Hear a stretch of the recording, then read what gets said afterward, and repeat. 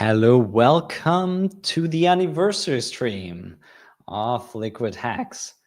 Hello, everybody. I'm online, I hope. I will check now a little bit. If somebody is here in the stream, please let me know if you can hear me, and it looks all right. I'm streaming on YouTube and on X, so it should be visible. I see some viewers already joined. Yeah, it's Friday. It is fun. I'm so excited actually to share with you some things that I've built and go through like the journey of LiquidHEX, its first year, and what happened. Look at some stats, look at the price chart and some surprises. Somebody's already here. Very nice. Sounds great. All right, so the audio works. Yeah, it's open end. So, I mean, there's a lot of things. We can talk about anything, obviously. A little bit of red today, but I think we're doing quite good. I mean, since September overall in Hex, because LiquidHEX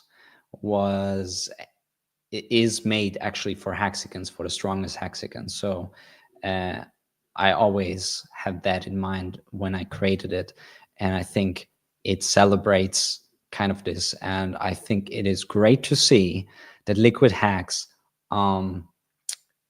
is now at a higher price than its launch price. So, and I'm really happy that it worked out like that. We're a small market cap, but that is great because it's not like a token that like infinitely went down. It's actually higher than its launch price. So we'll discuss that and more. But showing you like the new design of LiquidHEX's logo, which is like for the second year. I mean, it's very similar to the first one. I mean, that one is just more 3D-like and has a lot of more details in it.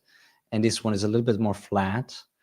I hope you like it. I think it looks much better if it's kind of like minimized whenever it's shown. The other one didn't look that well if it was small, shown on some websites. So yeah, and by the way, the market's really fun stuff is happening, right? With the SUI hack, you really see like what is like centralized and what is actually decentralized. When a blockchain is stress tested, you will pretty quickly figure out.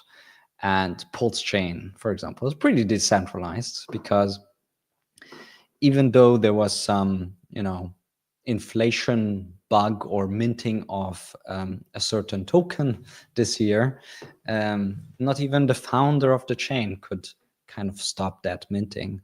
So it means that we're kind of decentralized. Yeah, when these things happen, like with SUI, you see like that is quite some centralized pieces of technologies working on there. All right, let me know in the chat if you actually hold some LiquidHEX, if you actually throughout this 1 year have minted some LiquidHEX, because you are such a good hex staker. Then shout outs to you guys. Yeah, and I want to just start with actually a complete surprise. Let me bring it up. Like, let's start it with a banger. Let me adjust here some things.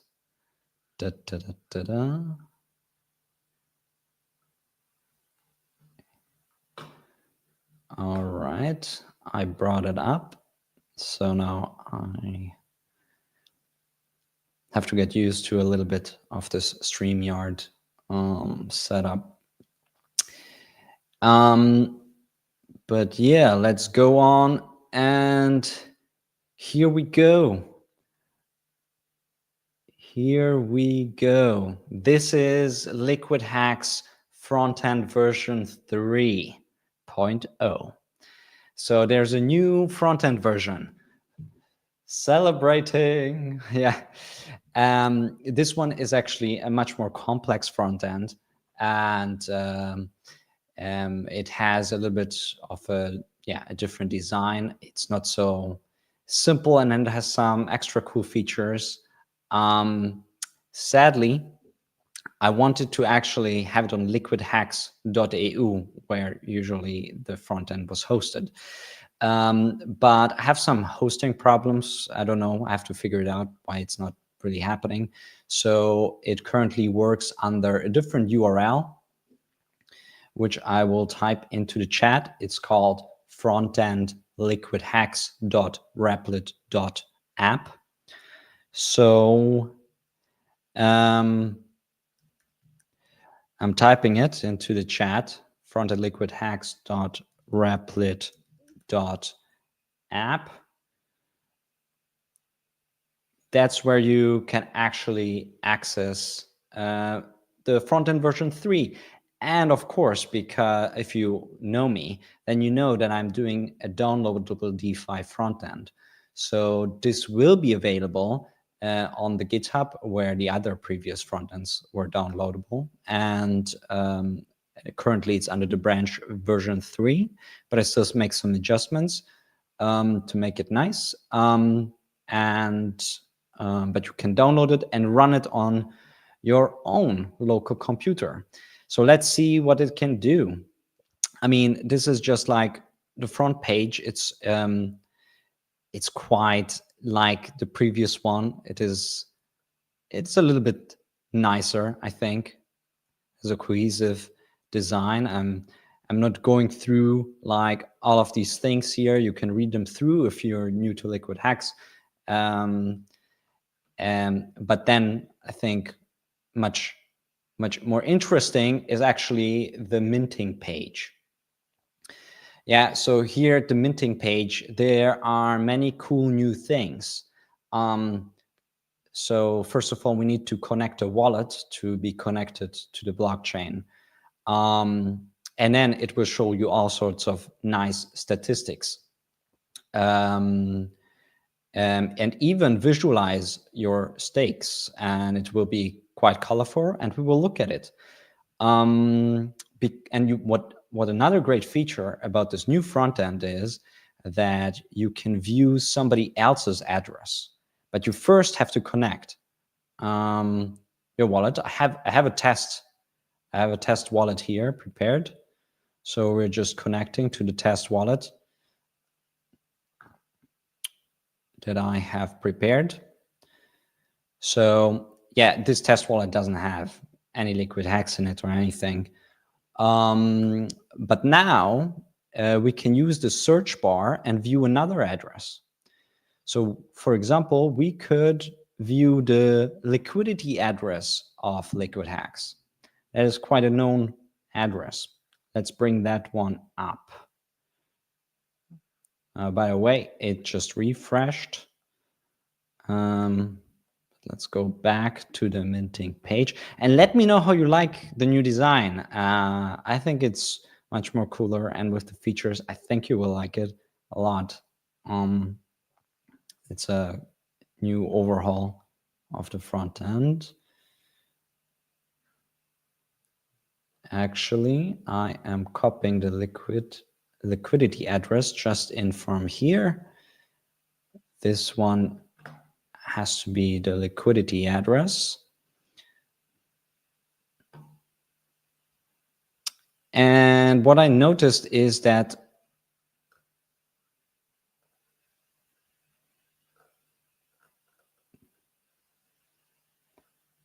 it actually takes some time, that hosted version.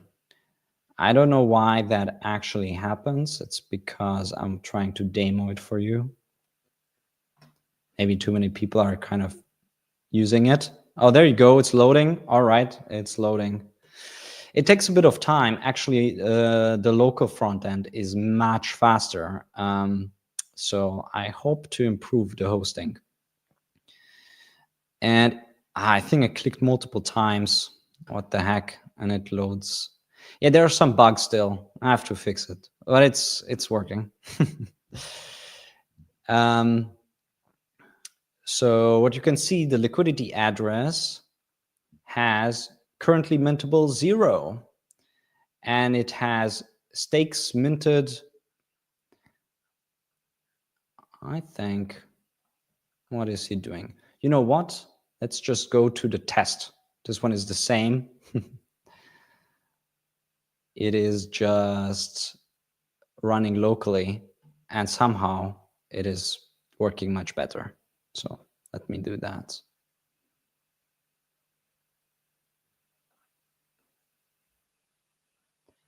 Let's connect. Yeah. Much faster, guys, the local one. So what you can see here, this is the liquidity address. And it had 2 stakes minted from 16 stakes that it has. The other ones are locked. The minted amount was 11.7 billion LiquidHEX, but its LHEX balance is only 1 billion. You're asking yourself, where are those other billions? I mean, people who are familiar with LiquidHEX, the liquidity address burned all of its LiquidHEX from the first stake back last year. And the second stake came out, and it capped from the second stake 1 billion. I will let you know what's maybe up with that one. That will be interesting. Maybe it will be useful. Yeah, but to demonstrate, you can kind of see your stakes here. You see the minted ones, and then you see the locked ones. And you see clearly the ones that you cannot mint. So one thing, as I added like a filter feature, it should be quite nice. So if you want to check if there are mintable stakes for you, then you should be able to like filter that. You can check the locked ones that you cannot get out. And then you even have a visualization. And for the liquidity address that we're viewing through the view option, we can see it minted already 2 stakes, and it gets like the same amount. But we can also view many other ones. Let me just randomly copy a different address and check that one. Great. We can watch this address. It has currently mintable 530,000 LiquidHEX. That's awesome. The address 964D. Yeah, I can mint some LiquidHEX right now. And here it says how many stakes are minted, the ones that were minted before, and the locked mintable, and the balance. So it's great. This address kept his LHEX balance. And then you see this beautiful chart here. You can view it on a yearly basis, a monthly basis, on a daily basis, and also zoom in on some different time frames. So I hope that this will be a very welcome new front end. We have to figure out some bugs there, and especially the hosted versions. The hosted version of this version 3 front end, I have to fix some hosting issues there and figure out why it is so slow. But yeah, I hope you will enjoy that. And if you really like to run it yourself, be a real decentralized person in the world, and then you download it at the GitHub page that I can also link. So, can you use the good accounting function on someone else's wallet? Looks amazing, by the way. Thank you. Thank you. This is LiquidHEX. So it's not a hex front end. I think you are not familiar that LiquidHEX is LHEX and it's different. It's a different token. And by the way, I am working on some other projects to make some hex front end. Yeah, that could be an interesting front end that can good account actually hex stakes for someone else wallets. That could be very useful. Yeah, so I hope that this is also amazing to really view each address. So you can, even in LiquidHEX, you have some sellers and look them up and see how much they're incentivized, how much they actually minted. And you have the manual options like before to transfer, mint manually things under here, and also create a signature if you want to mint it to a burner address. So yeah, I mean, this is LiquidHEX front end version 3. I think it will be really nice if the hosted version works as well as my local version. Let me check how fast it is. It is very slow.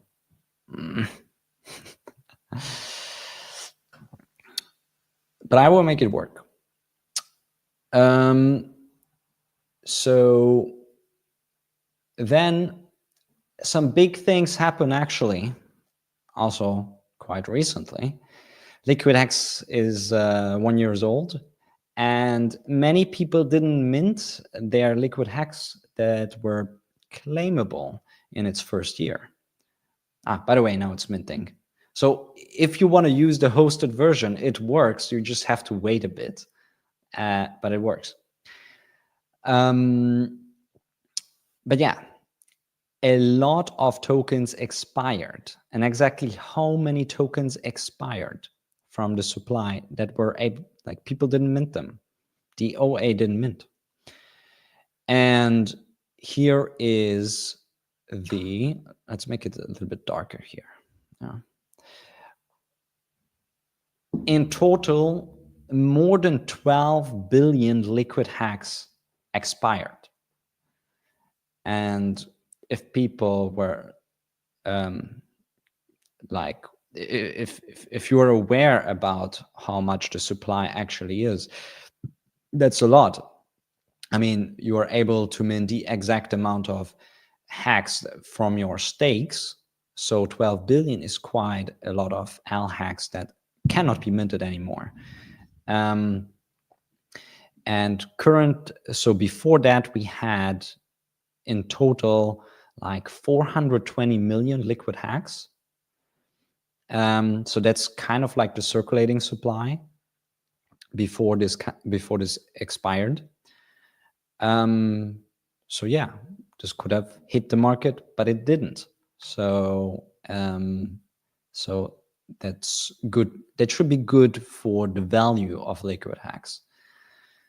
And another thing that happened is also that the liquidity address, as I saw on the blockchain, minted its LiquidHEX, its second stake. Those stakes are like 5.7 billion, which we have seen just before on the new front end. And the liquidity address just burned 4.8 billion LiquidHEX. And the liquidity address capped 1 billion LiquidHEX. So why did it keep 1 billion LiquidHEX? And why did it burn? I guess it wants maybe these are not useful, because the liquidity address was designed to provide liquidity. So maybe that 1 billion LiquidHEX will be used for liquidity. Maybe that's why it kept it. And more towards the end of the stream, there is actually a big, nice surprise and a reveal. So you want to see the end, which I have called before Project 369. And I think it had like the LiquidHEX liquidity address having 1 billion LiquidHEX might be related to that. So, but before we get to that, let's look in general about the price and see the price chart. So over the 1 year and how it evolved.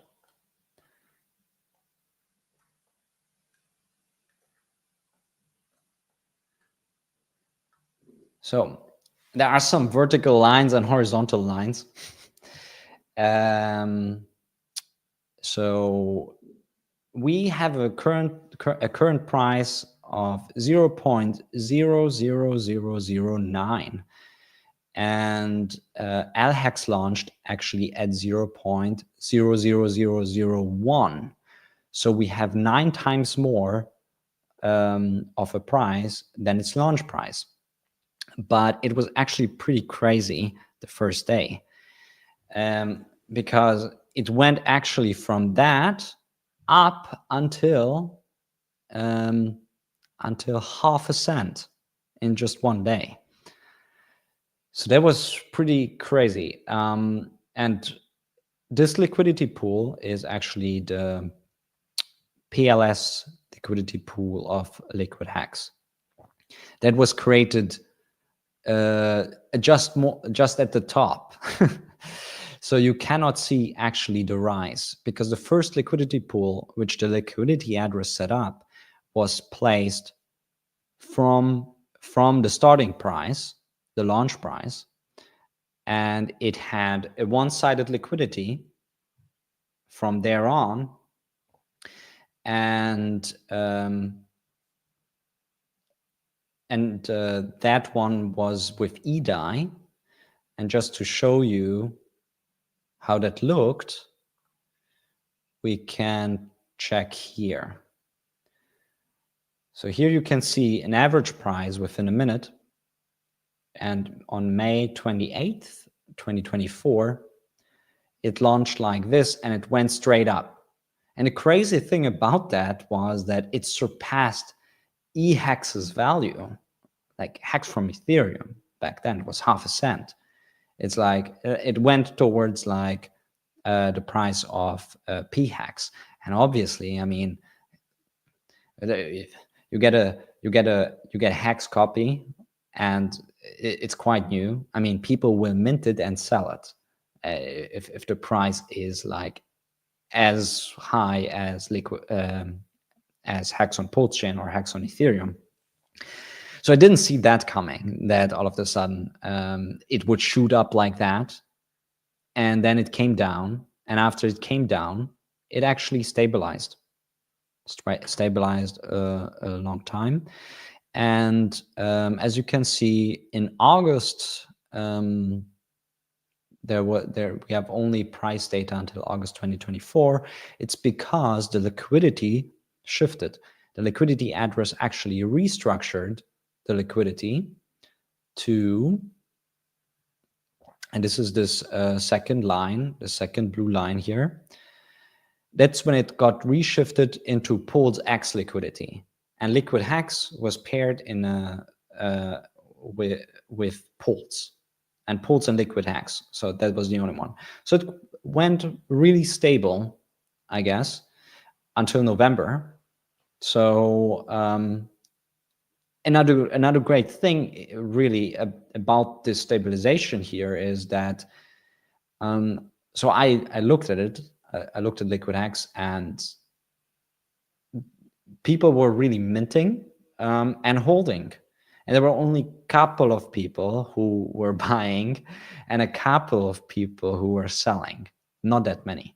But most of the LiquidHEX holders, and I guess that's what I was mostly saying to actually when I created LiquidHEX, that, hey, you're a good holder, maybe mint it and hold it and show that you're a really good holder, because the people who are able to mint LiquidHEX are only hex stakers that have proven that they're really good stakers.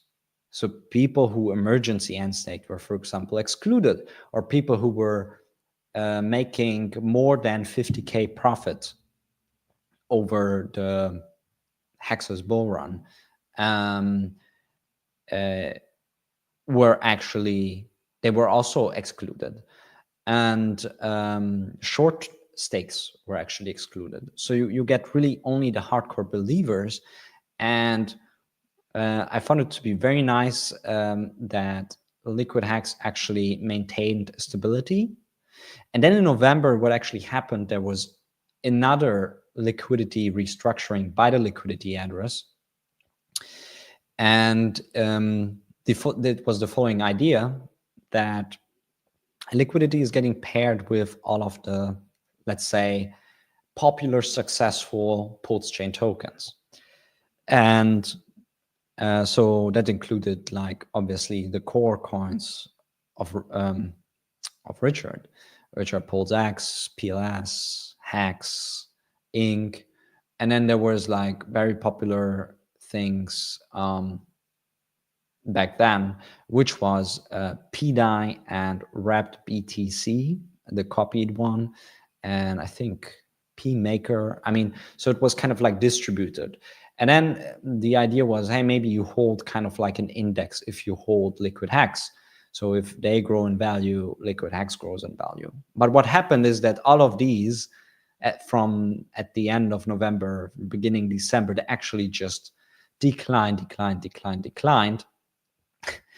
And then there, until you see this other vertical line here, which is when the liquidity address actually restructured again the liquidity, because it was like there were also rumors with PDI minting some extra coins. I know that there are some fans out there and everything still, but so that was not good. So to there was like maybe this experiment failed. There was no new demand for LiquidHEX through that. And then the liquidity shifted into three pools. So yeah, it shifted into Hex on Pulse Chain, Hex on Ethereum, and PLS. So these three. And since then, LiquidHEX is bound to actually those three, all of the liquidity. And yeah, it's more like this is the core that you want to be exposed to. And I guess, that's fine. I'm a big Hex fan. And I think to be also tied to Pulse Chain in liquidity is also great for LiquidHEX. But then something happened here. There were some red lines. And what happened here is there was actually, let's say, a bigger whale in LiquidHEX that actually minted many millions of LiquidHEX and provided liquidity for a long time. And it provided liquidity with CST, the Coast stablecoin. And it actually ended its liquidity pool and then sold all of his LiquidHEX. So that's why you got this red. And all of a sudden, the whale exited, and some people started buying it up since then. And me also hinting on the Telegram group, I guess, that I will make a nice stream, or like I was counting down. I guess maybe that made people enthusiastic about it.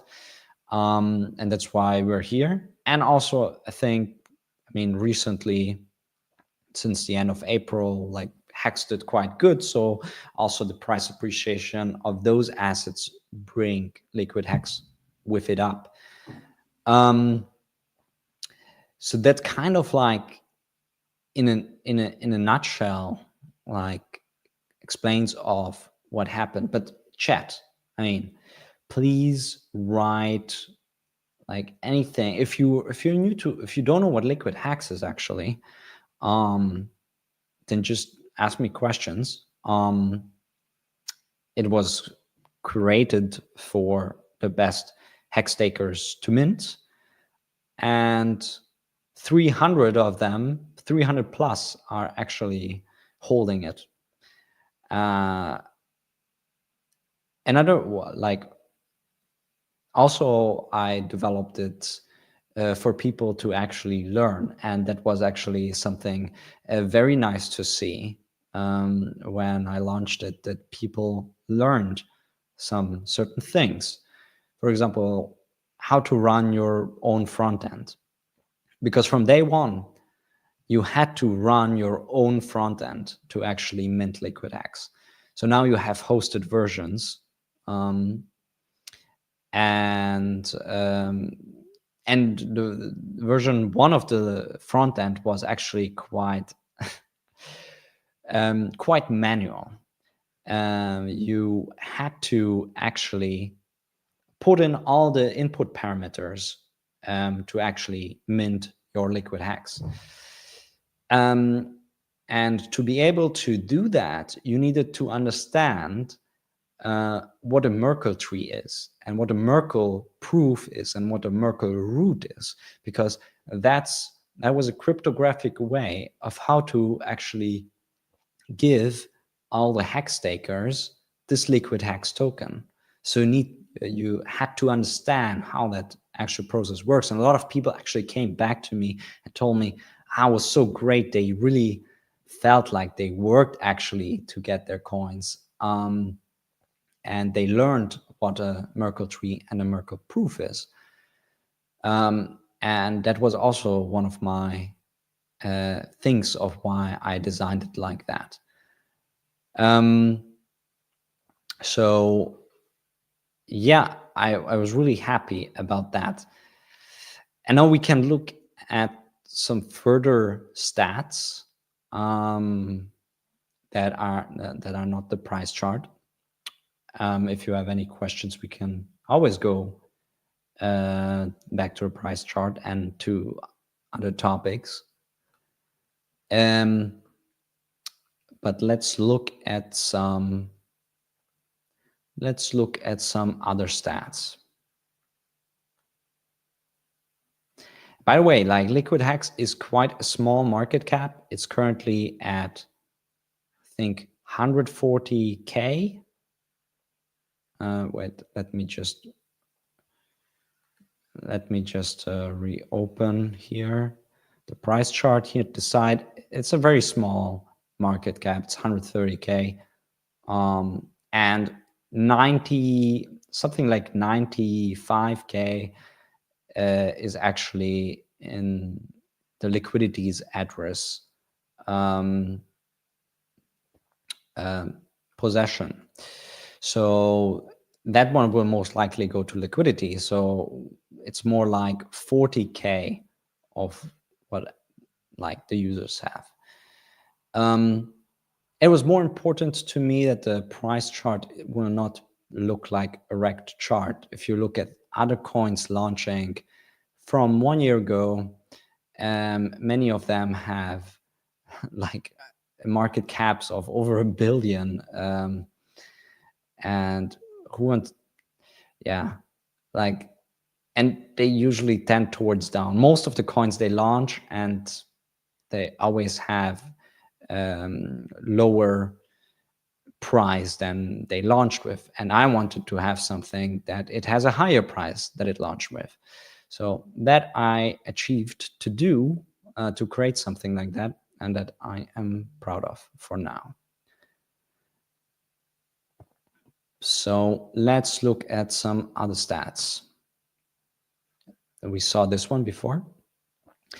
Yeah, but this is like The cumulative minted LHEX per month by everybody except for the liquidity address.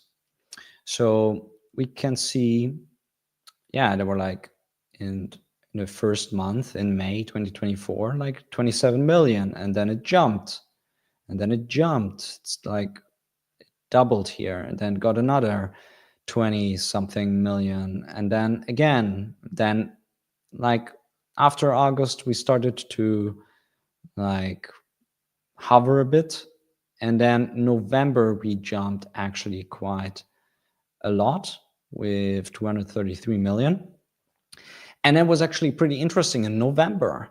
The hex whale rank 13. So the 13th biggest hex whale.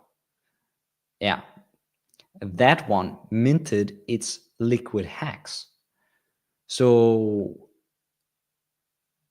he didn't buy or anything, but he minted his LiquidHEX.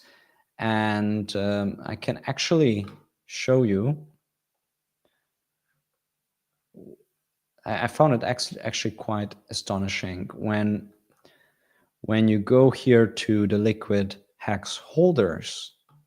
Yeah, here we are on the Pulse Chain Explorer, which I'm here. You can see it's locally hosted. I'm very decentralized. I'm running everything locally. These downloadable DeFi frontends are the best. So where is it? Where is it? Where is it? Ah, yeah, here. On number 1, 2, 3, 4. On number 4, we have this address here. I can click it. And he's holding 60 million LiquidHEX. Actually, we can also just check. I mean, he holds like, what is it? 1,000 million, 7 billion PulseX, 500,000 DAI stablecoin.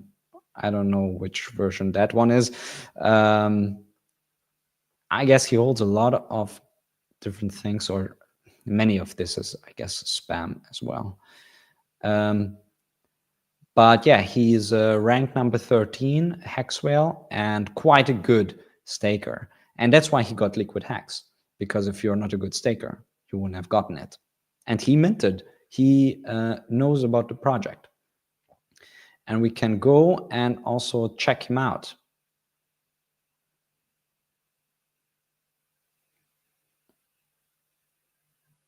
It has to actually refresh, hello. Let's check him out.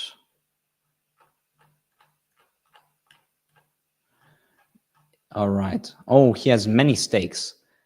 I mean, this whale, yeah, this hex whale, it's pretty cool. I mean, he has 186 stakes, amazing staker, and 28 of those.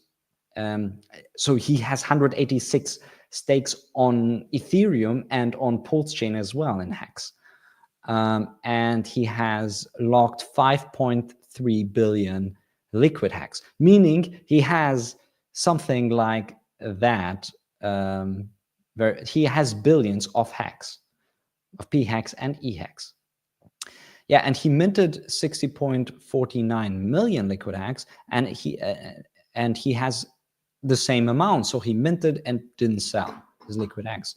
Just a great holder. And this was also the reason why I built LiquidHEX, to show off like great holders like this address, like amazing. And he can currently mint another 7 million. Cheers. We can check for his mintable ones. Here are the mintable stakes. We can check a yearly view of his LiquidHEX. Ooh, he has a lot of stakes coming, mostly in 2034, which is 2035 in in the Hexstakes version, because you can mint LiquidHEX 1 year before your actual Hex stakes expires. Yeah, so I wanted to show off this whale, which I found really amazing.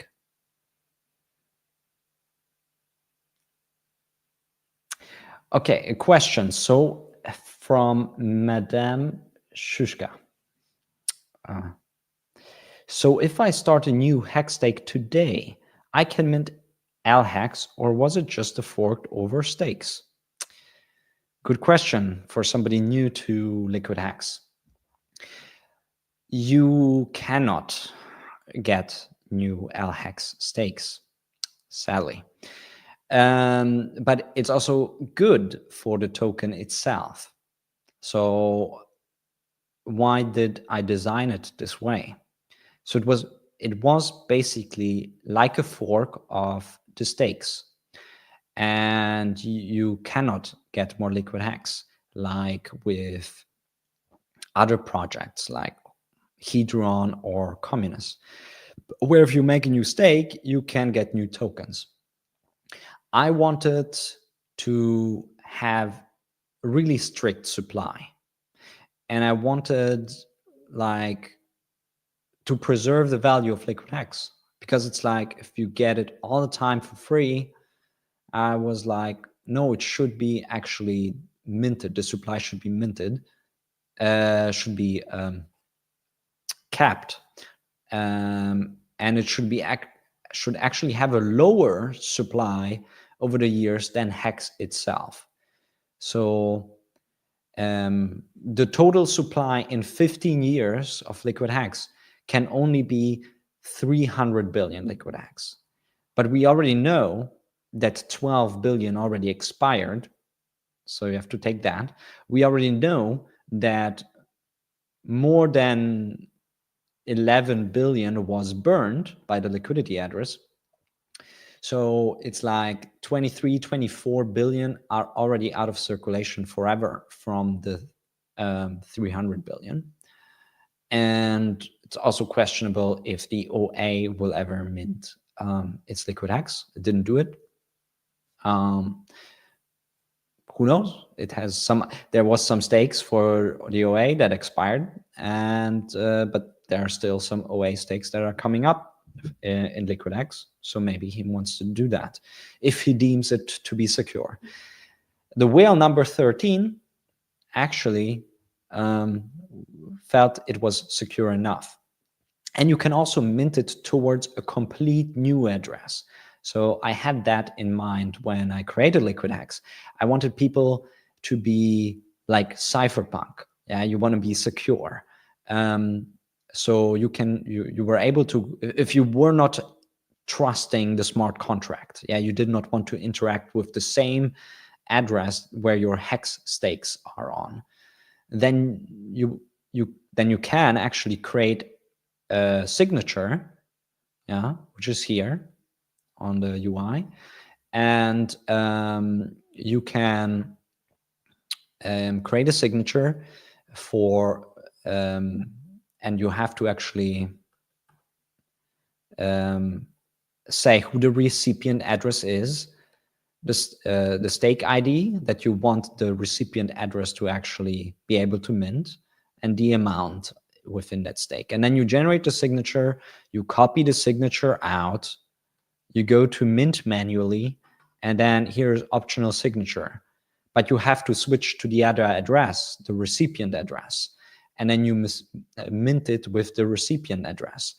And that's how you are able to mint it out to a different address which don't have your stakes, your hex stakes. And obviously, if you don't, I mean, you have to be like careful about signatures in general, right? Because yeah, maybe you sign something right from your proper address that you don't want to sign.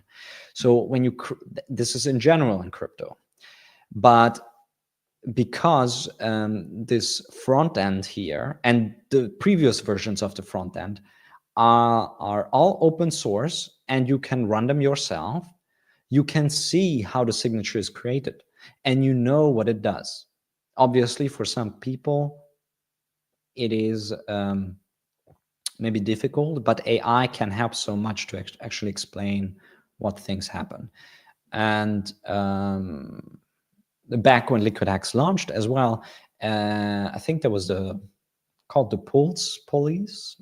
There were some people who actually went over and verified the contract and went over it.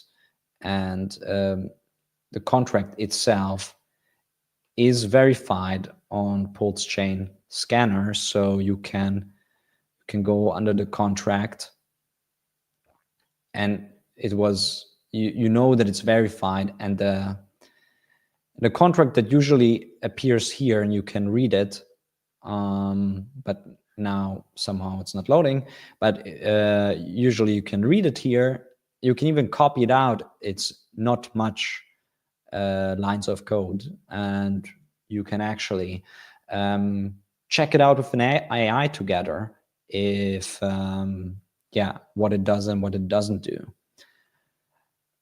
And obviously it was operating actually flawlessly for 1 year. So that is also something that I'm very happy about. It was a good question. But let's go back to the statistics. So this we have seen before. This was here the cumulative amount of LiquidHEX.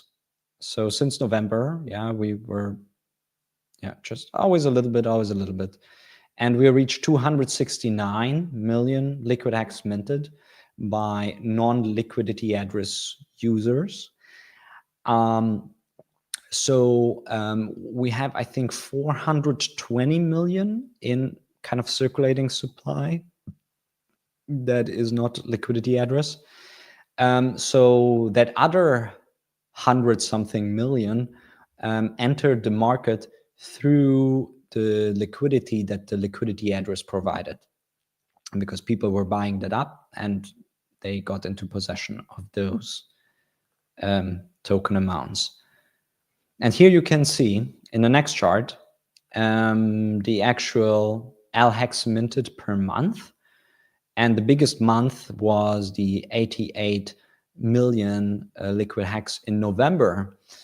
And it was when the Hex whale, now ranked number 13, was minting its 60 million LiquidHEX. So that's why, because that big fat whale minted a lot of LiquidHEX and is still holding it, right? Great guy. But overall, it looks like that the minting is going down. The minting is going down. Just recently, we had 3.3 million LiquidHEX. So less and less supply is entering the market as of now. Then let's just look at transaction counts, like how many transactions were made month over month over month in LiquidHEX.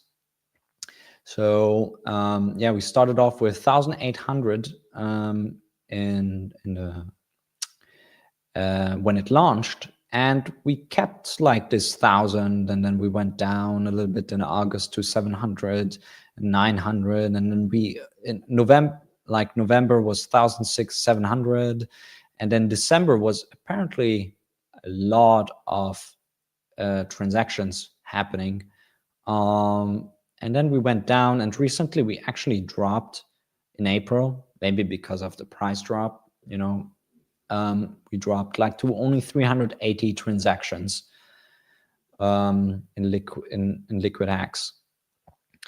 And this is also in active users of LiquidHEX. I actually saw this today for the first time, so I was actually quite happy to see that actually so many addresses, unique addresses, are actually using LiquidHEX.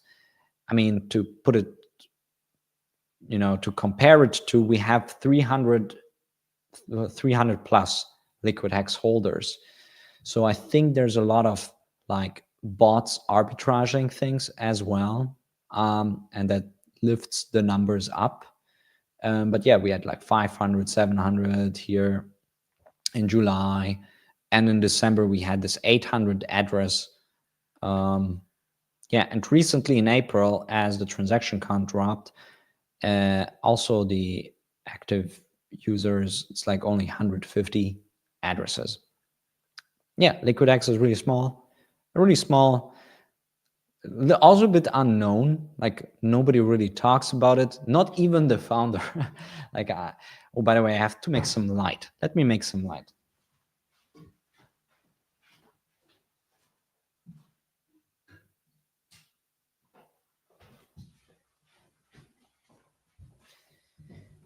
A little bit of light for me.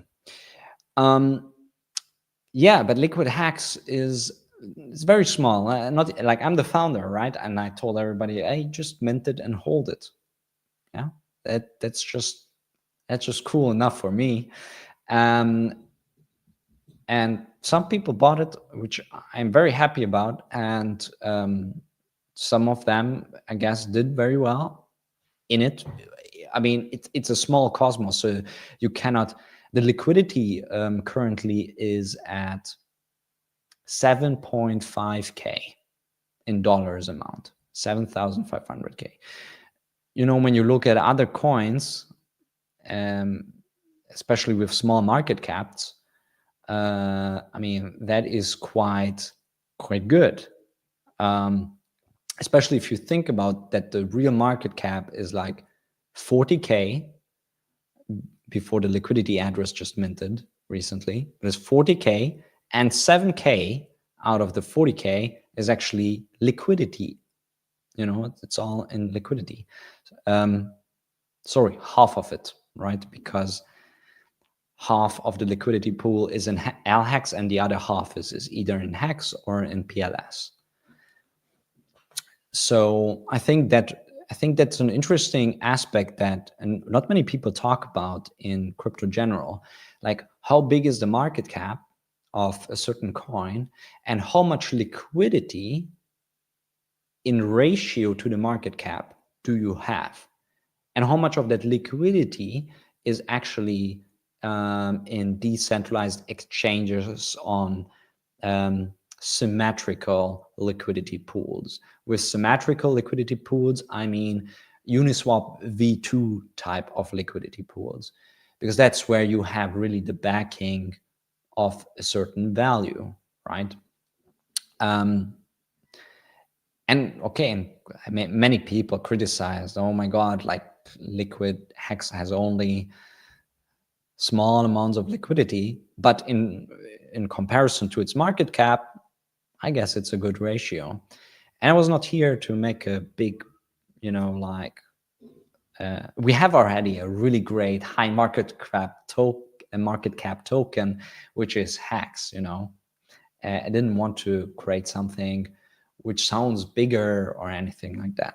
I'm really happy with how LiquidHEX did. And it did so much better than many other things. Yeah, for new people, this is actually how the mintable LHEX supply looks like. Over 15 years, you can reach to 300 billion. And we're somewhere down here with already many expired LiquidHEX amounts, as well as many burned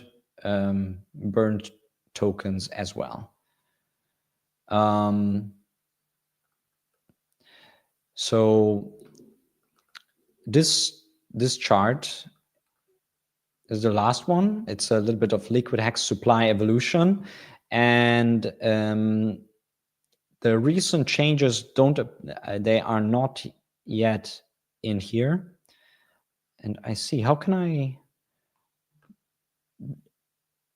I can this make the comments disappear. Now you can see the full chart. Sorry for that. But yeah, so you can see the mintable supply in blue, the circulating supply in green, and the burned supply in red. There were other things happening since then, I mean, very recently. But you can see that the circulating supply was quite big until the liquidity address burned all of its supply that was not provided in the liquidity.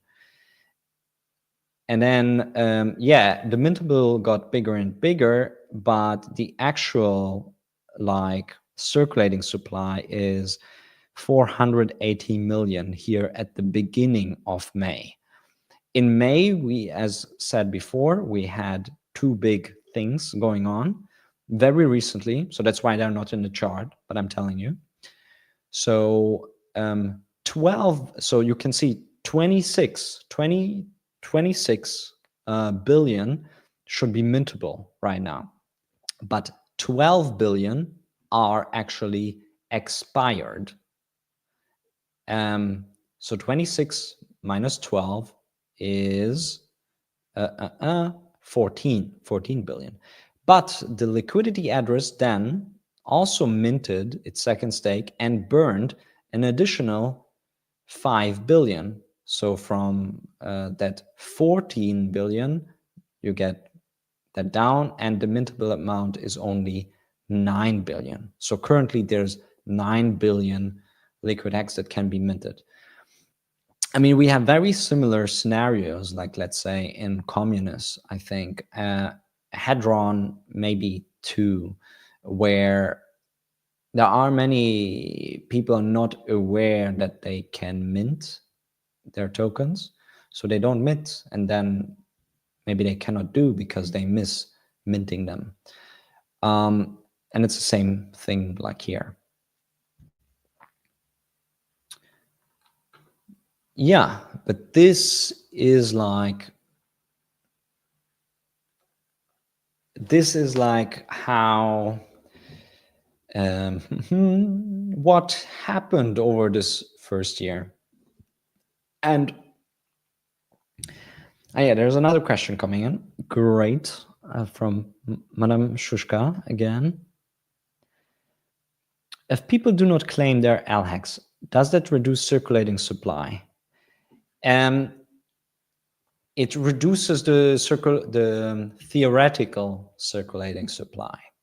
So it does not reduce like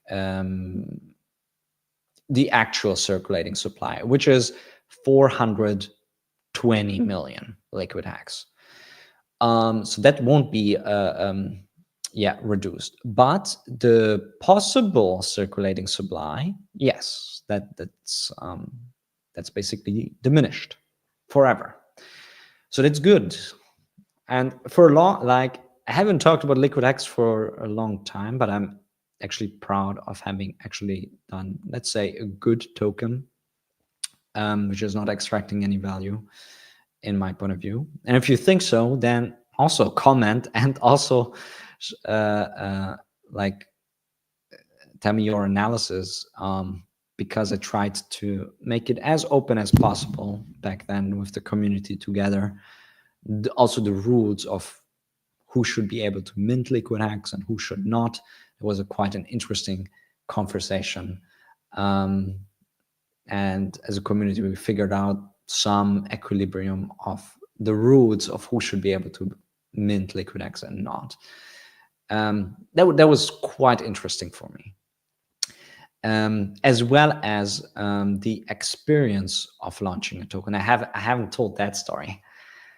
Before we go to the real fun part of the stream of showing you some exciting, cool new things that come for LiquidHEX holders, I'm telling you some nice stories here. So launching a coin, you think it is fun, but actually the biggest price volatility moves happened day one, and people were buying freakingly LiquidHEX after it launched, after I posted it on Twitter, like madness. So maybe even bots were like buying it, and it was so huge that obviously some people started to sell, and I started and the thing is, I launched it, and the thing is, the first thing I did, I'm like, everything works, like I am going, I go do sports, I do a workout, and I'm not looking what the internet is saying. And then I'm coming back from the workouts, and everybody's like, the guy disappeared, and the price was already dropping from this very high that on day one it went up. I can show, if people joined now in the stream, I can show how it looked like. Yeah, that's how it looked like here. That was day one. So it started here, went up like there, went back, and then stabilized. Yeah, and you can actually look up actually which hex staker did mint their LiquidHEX around that time and was actually selling it. You can check that.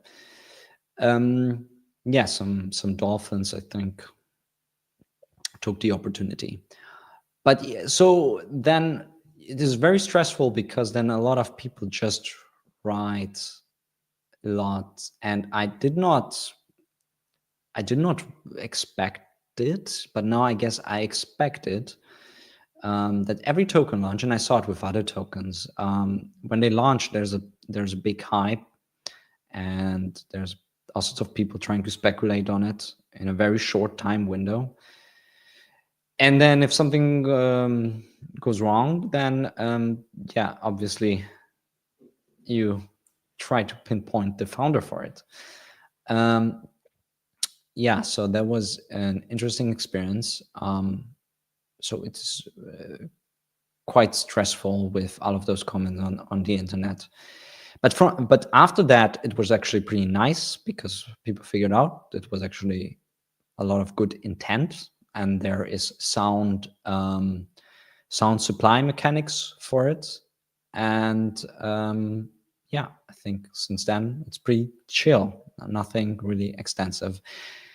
And yeah, and I also didn't talk for a while about it, because it's like shaking out people a little, right? Now I tried to tell how cool this token is, aside from our beloved other things, which I believe that are just amazing. Like if you want to store real value, I mean, go to Hex, go to hex.com right now. I think it is amazing. And it has superior features to many other cryptos. You can get decentralized yield. And I don't think that any token achieved decentralized yield and permissionless yield in the way that Hex did. And that's why it was so successful. And I think that's why over the long term, it will be still successful. So checking for other comments here.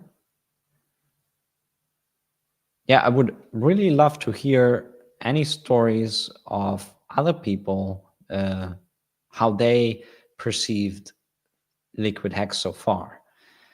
Some people told me, don't talk about other tokens than Hex, or but I'm a builder, so I like building things, and I also like to stay true to the things that I built for a long time, and I want them to flourish to the extent that I'm able to contribute to it. So yeah, I might talk more about LiquidHEX, and I created version 3 for the front end, and LiquidHEX always honors Hex. So it's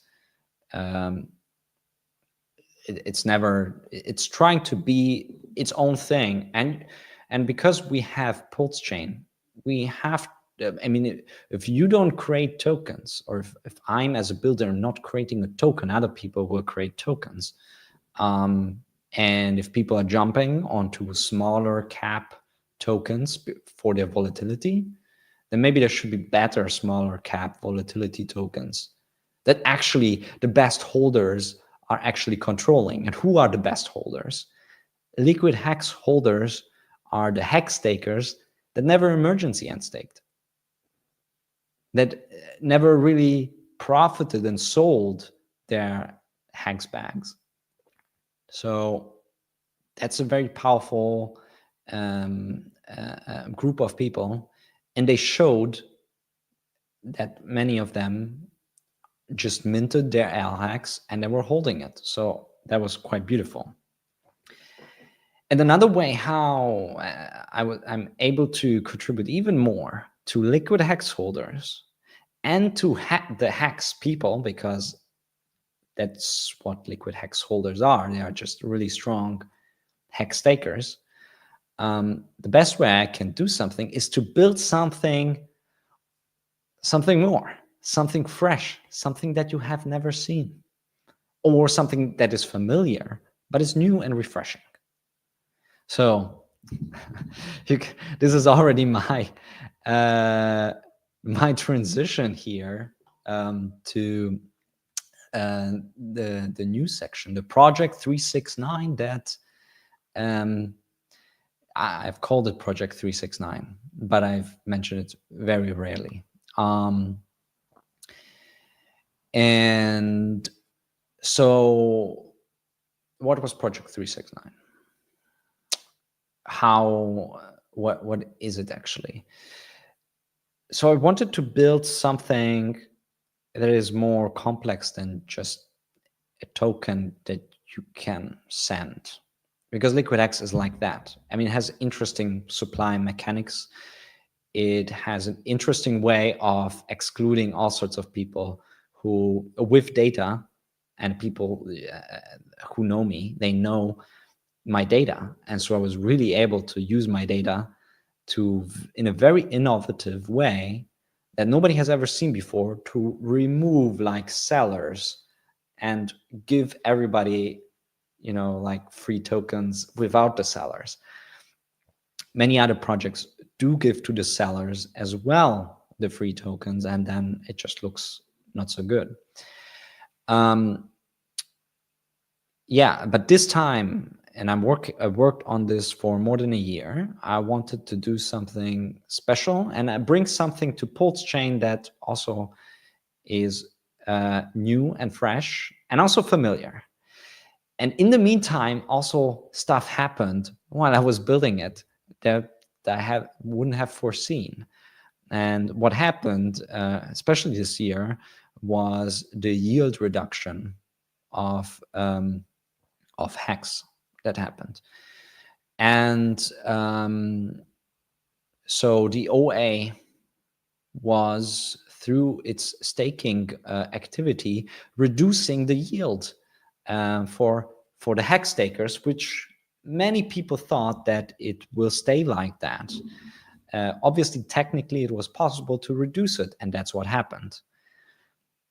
Funnily enough, I worked actually already at that time on a protocol about a similar mechanism for staking. What do I mean by similar? Similar in nature. It wanted to achieve what hex staking never achieved in that sense, which is having the API, the yield, tied to the market. Because now you have seen that the hex yield is being able to be set according to a benevolent address. So that's actually, I actually think that it's a good thing for hex. And so don't get me wrong, but I find it also very interesting how a hex yield would behave if the yield would adjust according to the market. Because hex on a technical level can do that, but because the OA owns like 90% over the total like supply of hex, that's why it's able to lock in coins and then set ratios, and then those ratios actually set the API and yield, what I always found fascinating, and it never happened in Hex, only the first month when I was here in 2019. The first time, like when Hex launched, the first month you got like a real locked ratio for the first time, and it was 90% actually locked, all by the market, by the users. And then the yield was quite low. And then from there on, it increased as the OA increased its share of supply. That's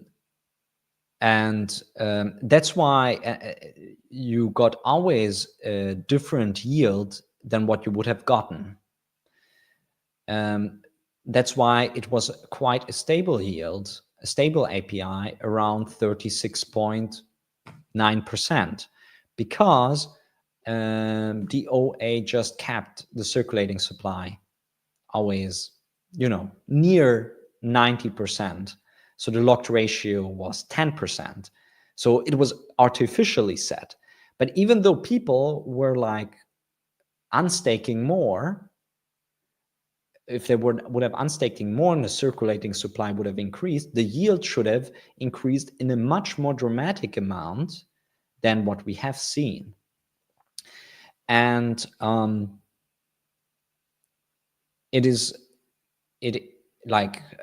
so I find that to be actually quite a cool, interesting feature if the market sets the yield. And I wanted to have that experience with other people. And I'm like, who can I have the experience with to have something like that? Obviously the Hexicans. And we already got like Hexicans who are good holders. And I got LiquidHEX. And even from those, some people didn't appreciate it and sold. They are out. So now you have like a smaller group of people. Those are the LiquidHEX holders. So now we can actually give them some really cool stuff and to use on a blockchain in a secure way. And that's kind of like the story a little bit of why I built OAs. Here comes OAs.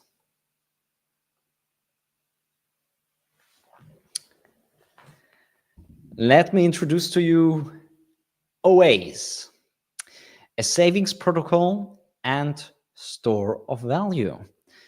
So yeah, it's a savings protocol where you, very similar obviously to Hex.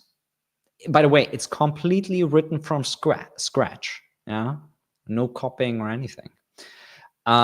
So you can lock your tokens, the OAs tokens. So OAs is a new token. And we're talking about the distribution of the OAs tokens. But LiquidHEX holders will get those OAs tokens. The code is written. It works very nicely. And I will show you a demo. But yeah, like you can lock your OAs tokens, create savings, and you get yield for it. But you have only one way of locking and getting yield. You can only lock or not lock. You can only save or not save. And then when you do, you will be locked for 369 days. And you cannot get out until 369 days expire. You can only get out after 369 days. And you get a really nice yield. But what yield do you get? This yield ranges, I mean, currently on the website, it says 3.69% until 369%. But it is actually 3,690%. It's even more. So the API can range there. but I mean, okay, like it sounds insane, like 3,690%. It's crazy. Like, under what condition would you get that? It is all based on the locked ratio. Like, depending on how much the locked ratio of the circulating supply is, that's what API range you get. So you can see that. By the way, like, somebody is like asking me, do you sleep? Because I'm building, or what? Like, because I'm building all the time. Do I sleep? Actually, I have really bad sleep scores, and I'm tracking my sleep, and it's really bad right now. If that answers your question. I have a lot of stuff to do, and I'm not just working on stuff like for you guys. I also work. I actually work for some companies and stuff like that, and I work a lot. Thanks for like keeping an eye on my sleep. I'm just super passionate about stuff that I build, and I want you to experience these things with me. But yeah, so let's hop back. I'm already so excited to show you all of these cool stuff with the demo at the end. So yeah, the API ranges in between 3.69% or 3,690%, based on the locked ratio. Here you get even like, yeah, some more data. Log for 369 days, dynamic API. Yeah, and then you get the rewards, and there are no penalties, and there are no early termination. It's not possible. One thing that I really observed as a Hexican, and it's not to say that Hex's design has flaws or anything, but things just happen, things just occur, and especially they were not foreseeable. So I think that, like, penalties are in general a very great design, because they're paying the patient, the impatient, they're paying the patient. But the penalty structure makes it so that supply can enter earlier or later.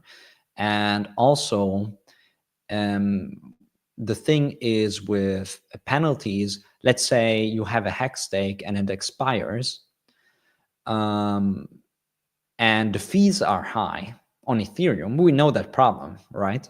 Then the big problem is that it's bleeding. Your hex stake is bleeding. And I really, really hated seeing my hex stakes bleed, even though I got my hex stakes on Pulse Chain. I don't like my hex stakes bleeding. So I did not want to get, like, if I create something, I did not want to have that. So in OAs, when your OAs stake, by the way, I call it savings here. So when your OAs savings is mature, then you can just let it in, and you can get it out anytime, and you don't get any penalty on it. And I think a lot of users would like to have that. And also, because there are no penalties, I had so many people who like came with the success of Hex, and they wanted to buy it, and they bought it and staked it, and then they kept the stakes, and they didn't end stake, and they got so big penalties because they didn't know that there were penalties. You could say it's a lack of responsibility, right? But I think it's just nice if you come back and your stake is still there. I think that's just nice from a user perspective.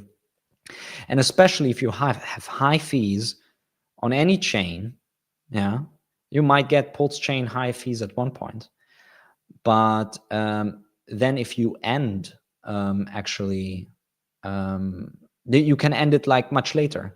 And also the great thing is that you still keep earning yield. It ends, you can get it out anytime. It is mature. Yeah, the 369 days ended, and you can just get it out at the point when you want to get it out. So that is also something completely different from how Hex is working.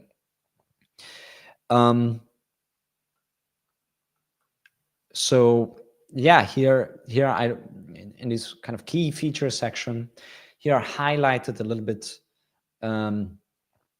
yeah, like how the market drives the yield and how it sets based on the lock ratio.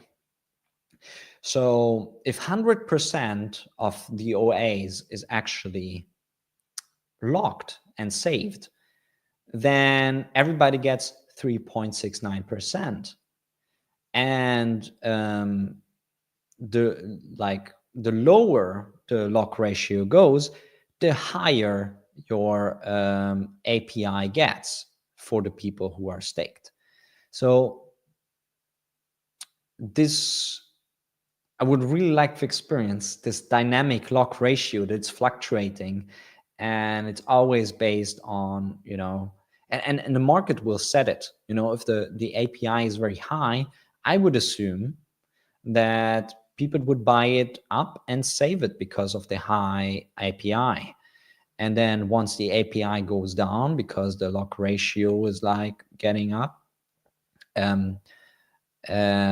one point you reach an API that is so low that you actually don't want to actually lock it, and you just get it out and sell. But as you get out and sell, the API increases for all the other ones. And I really believe that the market is able to kind of set the API. And I'm a big believer in free markets. So I think that this is just great. And I have never, like when I first learned about Hex, which was a long time ago, I'm not even sure if it's 2018 or 2019. And you can see me tweeting in 2019 about Hex. One of these great things, I'm like, oh, this will be so interesting from an economical perspective as a design that the free market sets actually the API ratio. It would be so fantastic. I love it. I want to analyze it. And then it never really happened. I was never able to experience that. I was able to experience many other things with Hex, but not that. Technically possible with Hex, but not really realizable due to how it was then set up. So very important for me is also that OAs is distributed in a way that that like the liquidity address of LiquidHEX doesn't get a major like supply in a sense that is affecting the API. We'll talk about that in a moment. But yeah, another interesting thing is, which I called here innovation through this redesign.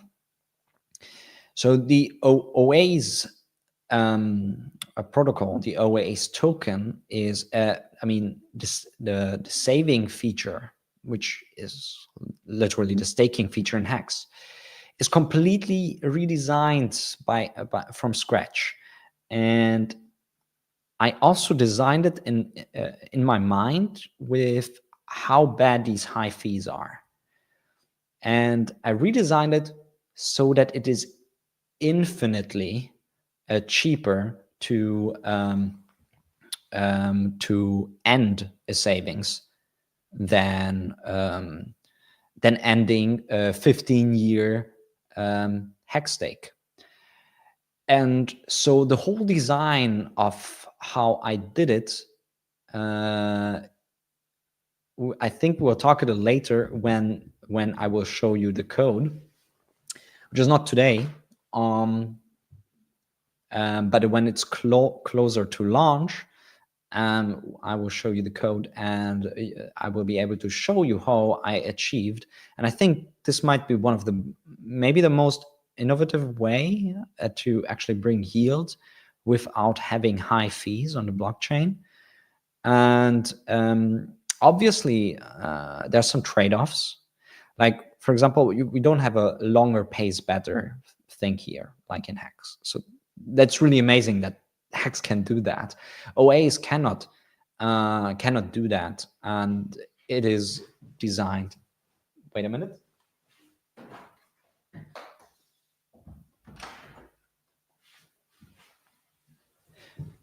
So it is designed differently, so it behaves differently, and therefore it is just infinitely cheaper. It's like, I even wrote down the gas cost, but I have to look it up. But imagine like you pay the same amount for ending a stake than starting a stake. That's how cheap it is. And you can leave it for 15 years. You can leave it even for 20 years. You can leave it even for 30 years and it should bring you yield. So you kind of never have to end it, which is maybe even also nice in some jurisdictions who think that they might be able to tax you or whatever. That's a whole different question. But yeah, so that design will be just really fun, I think. I see a comment, can't wait to see this in action. Love the concept. You can see it in action today. We just go through it, and I actually have the front end running just on the other tab, and we're doing some transactions, and we're running it locally. So we're doing a full demo, and a whole smart contract in the back is actually taking care of it, and we're looking at certain things. Some of the things are already changed. So what you will see, there are some things that are working a bit differently, but there is a demo.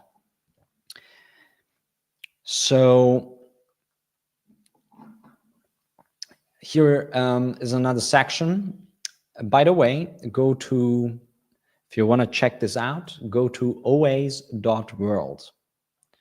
oas.world, which is the official website to get the information. And also, there is a Telegram group called,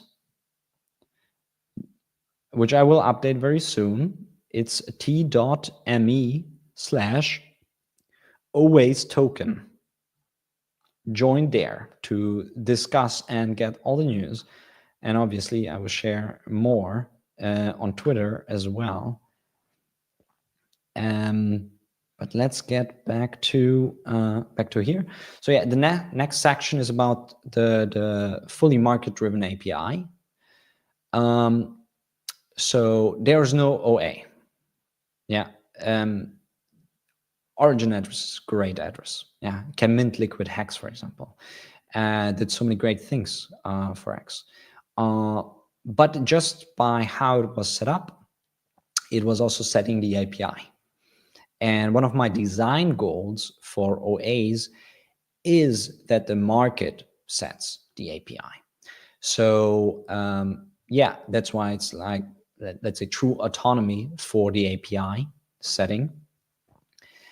And it also says that to preserve the fully market-driven API model, the OA's claimable amounts, there will be claimable amounts for the liquidity address OA and selected hex whales may be capped at under 10%. These limits may be adjusted based on whether they choose to burn their LHEX tokens, aligning large holders with long-term goals of the ecosystem.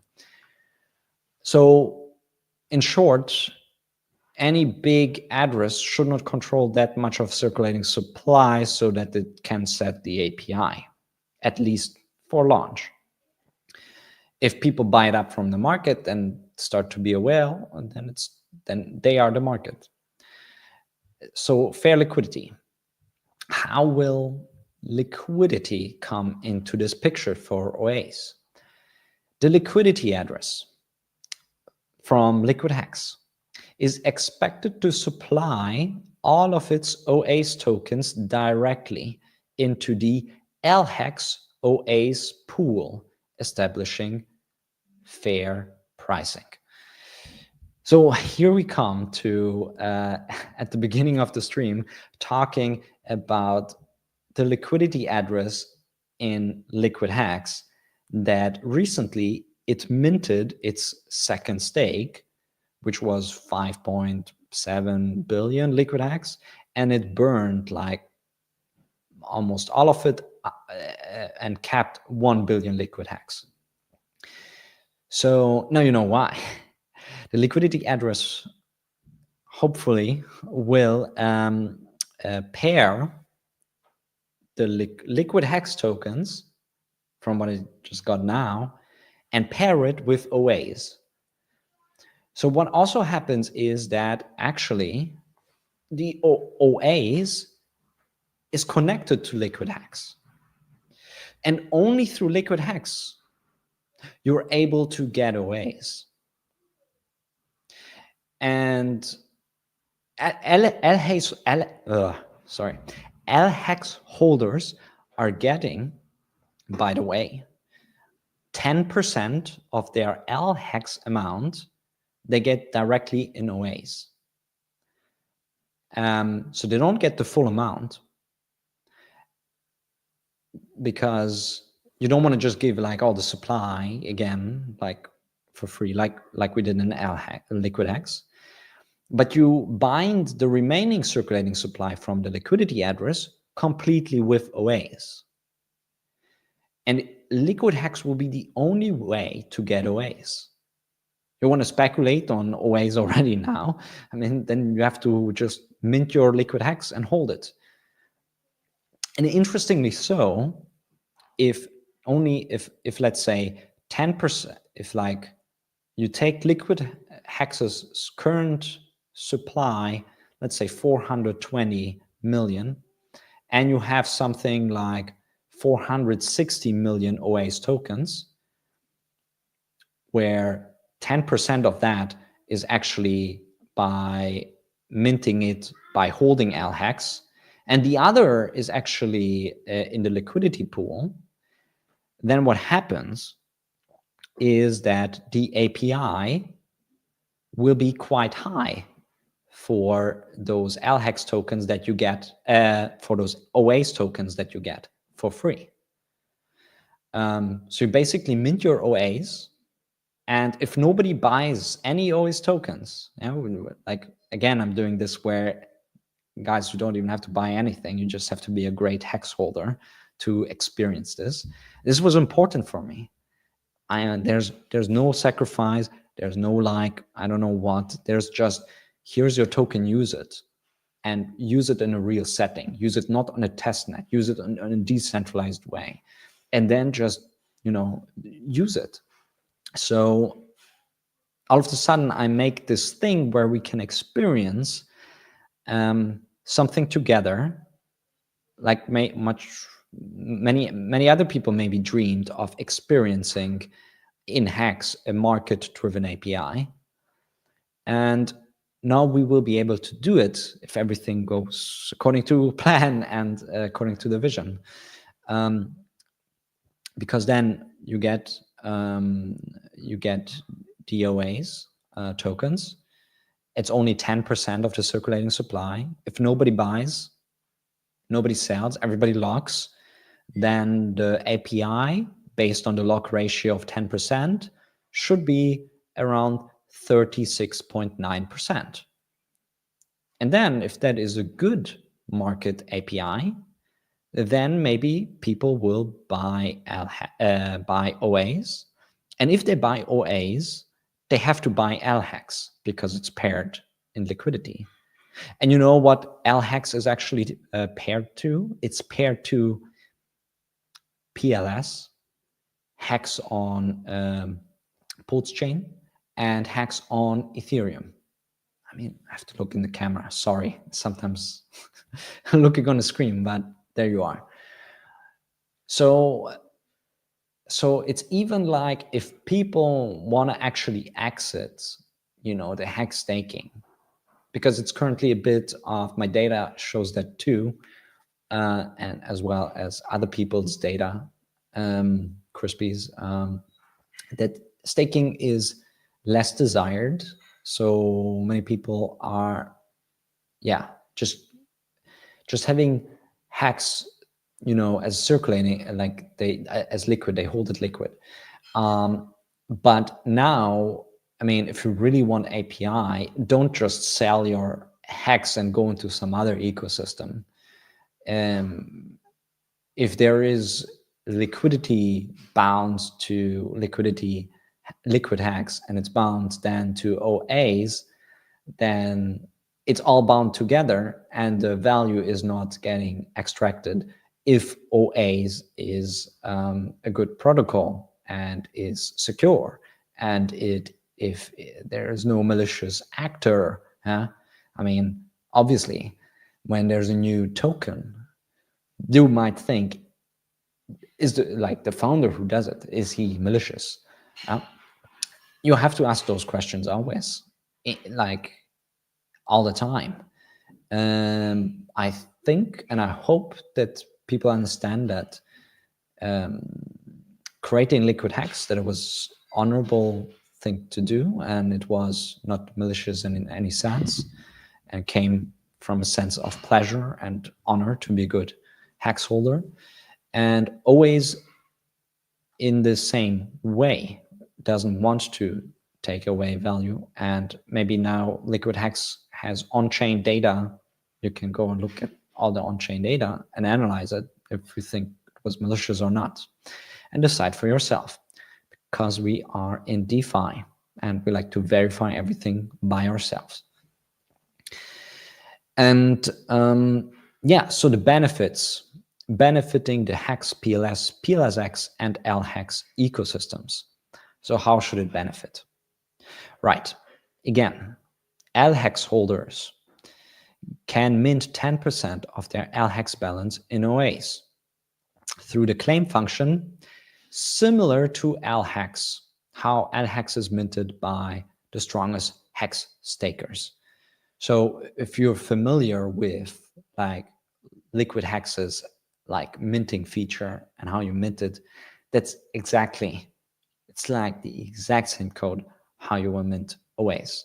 And by the way, we're auditing. I am talking to auditors and I will audit them. And before you do anything, you will read the audit and see if everything is correct. And I want it to be audited because it's complex code and I want it to be secure and I want to use it if it's secure. With LHEX, it was quite simple code. It was only 60 lines of code. This time we have 600 lines of code. So 10x complexity and much more complex code to make it possible. So that's why I want to audit it. I'm talking to auditors and I will audit it, actually starting the process right now because the code is written. I've refined it over now a long time. So yeah.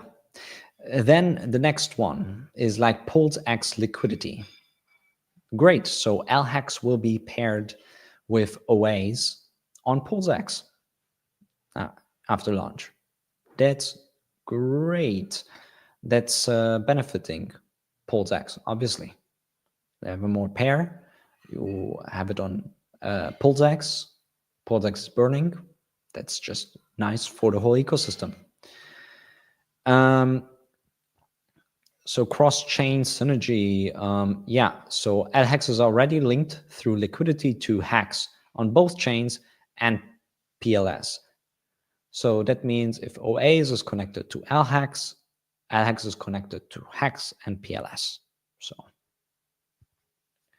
they go, they rise together and fall together.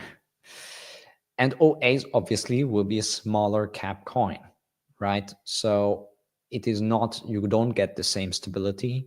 It's wildly more speculative. It's wildly more risky. With Hex, you have the longest on-chain data possible that you get. So when you want to have great yield, I advise you to still go to hex.com and get that great yield. Yeah, here we will have fluctuating yield. I have no idea how the system will be used and how the yield will look like. It depends on the market.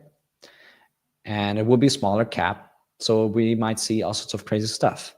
But obviously, I want to design it well, and I want to design it so that it's price appreciative, like LiquidHEX, which never revisited its launch price until now. Let's hope it stays like that. But yeah, that's why there's a section called not competing but complementing Hex. Yeah, I want to make it really sure that people understand that I'm not trying to, like, because there's so many similarities, but there's also many differences in how these things work. But it's not competing, it's complementing. So there's a different purpose with a unique savings model. And it's at a different stage, different risk profile. But yeah, if you want to have high yields, higher risk, maybe OAs is something's cool. And if you're a good hex taker, you can just check it out, you know. So it's not competing with Hex. Then you have shared liquidity. And I guess Hart's law, it's the same, but you know, I guess it sounds good. Hart's law is if something is paired in liquidity in a symmetrical pool, then they rise together and fall together in price. So that they will be successful. And Hex has really high liquidity, which I don't think OAs will have. It doesn't look like it, that OAs will have that type of liquidity. So if you're a big holder, you want to, then OAs you can just play around with, but it's not that interesting for you. Then Hex might be much more interesting for you. But obviously OAs can mature, right? So launch timeline, great. So a private testnet is coming soon, and the demo is, I'm showing it off right now. Just stay with me. So private testnet is coming. Yeah, very soon, where you can try it out yourself. And then, I mean, I am like putting it now for the auditors. There needs to be still some front end changes to be made, but the smart contract code is pretty great. So if the auditors are very positive about it and everything looks great, yeah, then we're gonna launch. And we launch on Pulse Chain. Yay, of course. The whole community is on Pulse Chain. The community of permissionless staking, permissionless yields. Yeah, why would I go anywhere else? And then there's a possibility to then launch it on Ethereum at a later time. But I think that should be kind of like a discussion for later. And if it's like the community, if they want to have it, I think there might be benefits for that. Because in Ethereum, there's some other people on it, and especially a low fee version of savings. So fees shouldn't be too high for it to be on Ethereum. And you might get, so imagine like you also launch it on Ethereum, but you have also liquidity on PulseX from from the Ethereum version on PulseX, so people can get into it and then they might come to Pulse Chain. So, you know, many people say that about Hex on Ethereum, that many people join there, and that might be the initial drug that makes them come to Pulse Chain, which is amazing, by the way. Even if people say it's not. Yeah, and then obviously the front end, I make it, you know, a downloadable DeFi front end, like with LiquidHEX. You want to run it yourself, truly decentralized, like with LiquidHEX. And my front ends are getting better, yeah, as you saw with version 3. It is already much nicer with many more features. Version 3 for LiquidHEX. Yeah, but this is my new endeavor that I wanted to show, and I'm like, if you just joined the stream, maybe you should rewatch the whole thing, because now it's like really the new thing that LiquidHEX holders are getting. Maybe some people thought, you know, LiquidHEX gets some staking feature, which I'm a bit against when you try to force another protocol onto an already finished protocol. So the best way to benefit it is to liquidity bind the two things together. And then even in the future, yeah, you get your LiquidHEX stake, your LiquidHEX, you get it out, and there's the strong liquidity between ways. You got the LiquidHEX for free. You can just like swap it into OAs and start, you know, saving and start getting that yield. It is interesting that I was developing it and the whole yield of Hex changed. Makes OAs quite more interesting in this way. That was not on purpose. I was working on this for more than a year. And now maybe people understand better the design choice of LiquidHEX.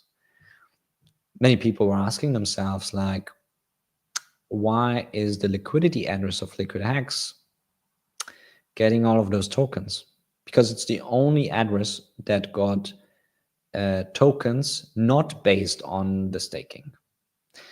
And back then, I already said that the design for that was, and it's obviously a risk as well, the design was to actually be able to provide liquidity for somebody, yeah. And that's what the liquidity address did. And then all the LiquidHEX amount that was not used for liquidity purposes was burned. So maybe that's why now much more was burned as well, because, you know, it's not needed. I guess not more than 1 billion LiquidHEX will be needed to bind the liquidity of OAs with LiquidHEX. Taking another comment here. Thank you so much for this. Glad to see the best of DeFi here. I'm very happy that you already like the idea. Obviously, it needs to deliver as well. But yeah, I was thinking a lot on how to make it happen, and I came up with a great design, and it's working well. And now for the demo. Let's see it in action. Ben, bring up the demo. How will this thing work? All right, I'll bring it up.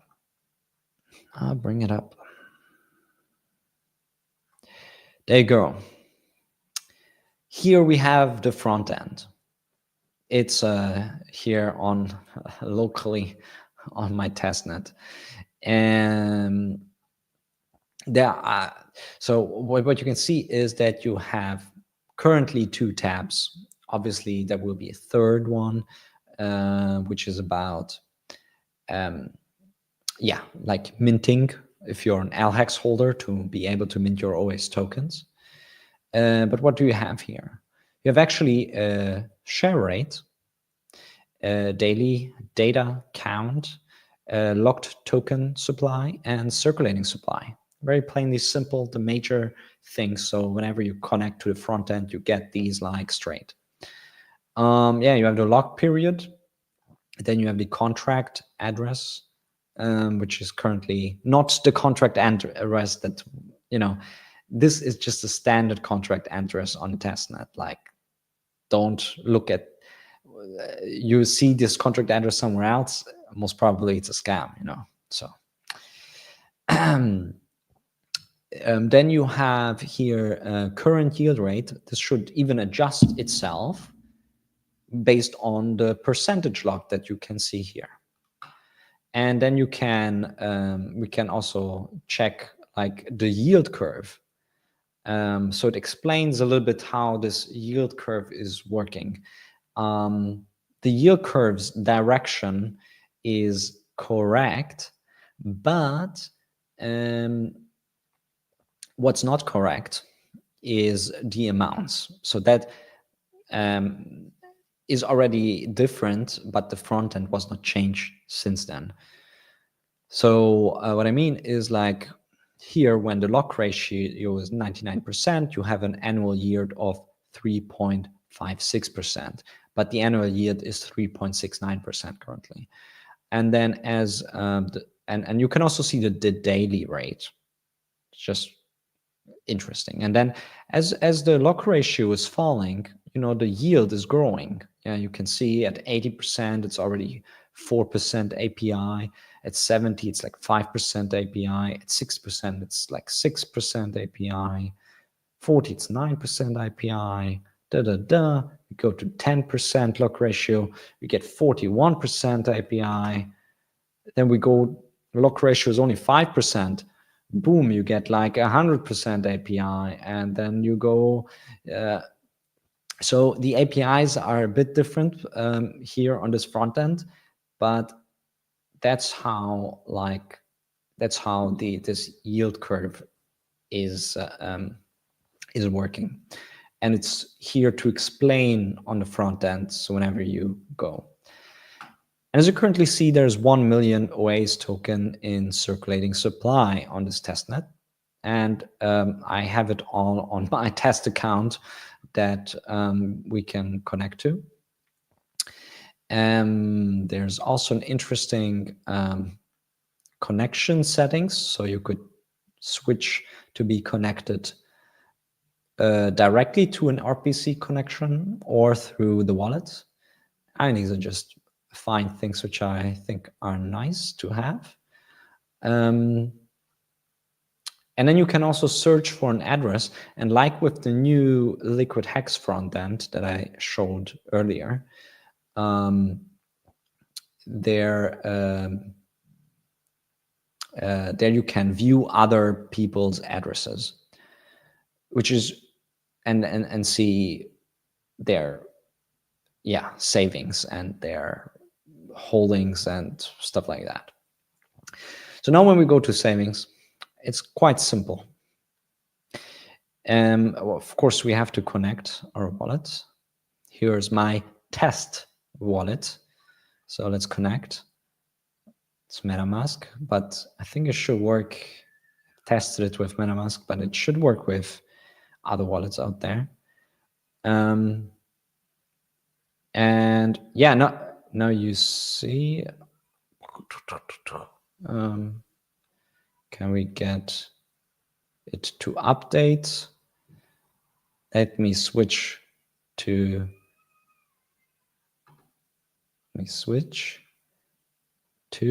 What do I need to? It's not Pulse Chain. It is Foundry. It's the testnet. All right. Okay, cool. Yeah. So I switched the wallet, switched the chain, And now it sees OA's balance 1 million OA's tokens, active savings 0, locked 0, locked ratio 0. So let's, how much should we save? Huh? Like 369. Wait, so you cannot save 0.1. The minimum is at least 1. Yeah. Okay, let's do just 1. MetaMask is popping up.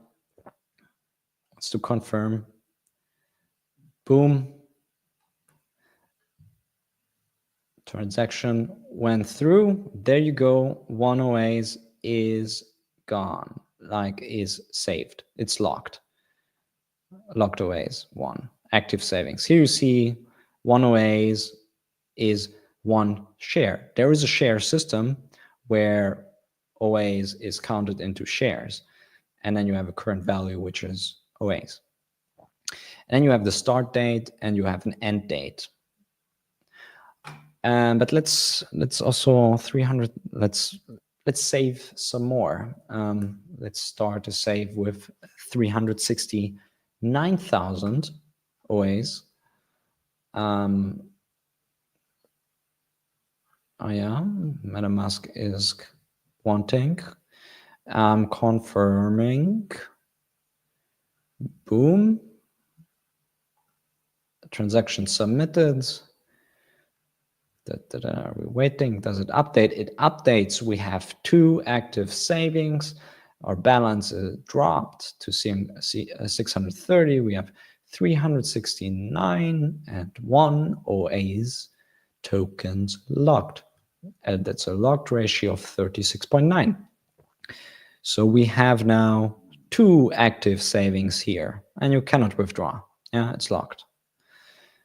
By the way, we can go to overview and see, yeah, share rate is the 1, but circulating supply decreased in general. You see locked token supply is like this. The current yield rate is 9.12%-ish. As said before, the front end, there were some changes made which are not reflected here yet. And here you have the percentage locked. And this is based on the overall state of the contract. And now what we're going to do is we fast forward the blockchain. So let me do that in the background. Let me do that in the background. So what I'm doing is I'm fast forwarding 370 days. That will be not enough because it will be still locked. Maybe 2 times, but let's do 1 time first. Fast forwarding 370 days. Let's do that. And now if we go to overview, we are fast forward day 370. And the share rate is already higher. It's 1.098. And when we go to our savings, we initially put in 1 OAs. That one has 1.10 OAs. As I said, with the APIs, it's a bit different in the front end. And here we had 369. And we have 405 after 1 year. So yeah, it basically kind of increased around 9-10%, which was this API was based basically on the locked ratio. So amazing. It's still locked because I have 370 days prepared. So I need to give it another year. And if I give it another year, then we will have 2 years of a yield. But let's do that, and then I can get it out. And what's running here is like the smart contract itself in the background. So this demo shows you that everything is working really nicely. I mean, you don't know the code yet, you don't see it, but you see like the demo of how I find it really awesome. I really like it, and I like it's simple, and I like simplicity, and I like there's one way of start saving and getting yield. A different way, yeah. And I wanted to create something different, not the same, but something familiar and something that is useful. And all what we love in Hex is yield and is permissionless, yeah, permissionless yield. And so I wanted to create something. By the way, I was running it and running the blockchain here in the background, fast forwarded on my centralized local blockchain. And all of a sudden, yeah, we have 120 OAs and we have 443,000 now on top of 369,000. So yeah, the share rate increased even further. Daily data count is 740. And now let's get it out. Let's get it out. MetaMask is, boom, I'm getting it out. Successful, ended saving and received OAs tokens. Bam, there you go. I increased in 2 years, or in 2 minutes, I increased my 1 million OAs into 1,074,000. So, and if you think about it, the inflation of the total supply, it's 74,000 OAs tokens. It's over 2 years, which if you have 3.69%, if you multiply that kind of like by 2, of course you have interest on interest. Yeah, there you go. It is correct. And yeah, we can withdraw this one little OAs as well. Why not? Let's get this one because we can and we appreciate it.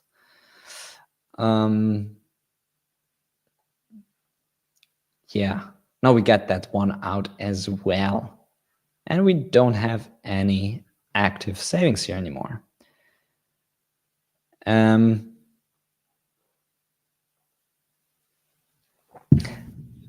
All right. Yeah, I'm just so happy having been able to show you what I was building for you and the LHEX community, and therefore the Hex community. I'm pretty sure that there will be some people out there, some people maybe who are watching and are like, there's something malicious behind it, or when there's a new token, is he trying to do something? Da da da da da. Yeah, I mean, in blockchain and in crypto, I mean, it's legitimate to ask these questions because 99.9% of all of the things that they want to show you, it's just bad and won't be here even in 1 or 2 years. And it's sometimes even not necessary, but yeah, so you don't want to go into those risks. You want to go with actually established things mostly. And sometimes you're going to play with new things. When you do play with new things, do it with new addresses, do it in a secure manner, care about security, because crypto is wild and Hex is down over the past years. We kind of stabilized. Yeah, like pretty well since September, and we're at a good spot. I think we're in a pretty good spot, and also trying to bring something new and fresh to Pulse Chain, which is innovative in itself and is not just a copy. And we have some people who build like completely new things, and this is also one of them, which is completely written from scratch. And I really want to experience this with all of you guys. So I hope you like it. I mean, please comment. I will take some comments now if you write them down here. And hopefully we can launch it soon in a secure manner, the OAS token. And LiquidHEX remains to be actually just pretty nice and chill. Enjoy the new front end where you can easily check off how much LiquidHEX you already minted, you can mint in the future, when will it be due, and things like that. Currently, liquidhex.eu is not working because the hosting, I have some problems. So go to frontendliquidhex.replit.app. I am posting the link in the chat. There you go. It's frontendliquidhex.replit.app. So that's the new front end, and it works well. Has some bugs, but it works well, and it's a bit slow. Somehow I didn't figure out why it's slow. So you have to wait, especially if you load one of your addresses or you view an address. Maybe do some, for a couple of, half a minute, maybe you do something else and then it loads. And I hope you you really enjoyed all of the things that I have built, all of the stats that I have shown and built, and obviously most of the people enjoy the hex stats, which I usually like show. Hopefully I also start streaming more. I mean, I started especially in August to get more video content, show like come online more than just occasionally. So, we got another comment from Gielahorn. Clean front end, especially OAs. Thank you very much. Thank you. I think it will be really awesome. And I can't wait to actually start a private testnet so that you can click and you can mint your OAS token that you get for your LiquidHEX. And then you can just experience how it is to save. Another interesting aspect, actually, of the OAS protocol is that, okay, let's say everything is getting locked. And then in 1 year, those locked supply kind of expire. So some people will sell, but it like in every year, the market can set the API every year. So it will be very dynamic, and it will be a yearly adjustment. Whereas let's say in Hex, we're like really hardcore in the long term, and to get the most, we're like really hardcore going into 15 years, which is awesome. I love it. I am in there every year making a 15-year stake. This year as well, with the lower API that we're getting, I decided to do it. Yeah, but any more questions, by the way, let me know. There will be much more showing off in the upcoming weeks. Here again is here's my the refined logo for LiquidHEX for year 2, I think it's still looking awesome. People still, that's one of the most liked aspect of LiquidHEX. They're like, the logo looks really cool. True. The LiquidHEX logo still looks nicer than the OA's logo.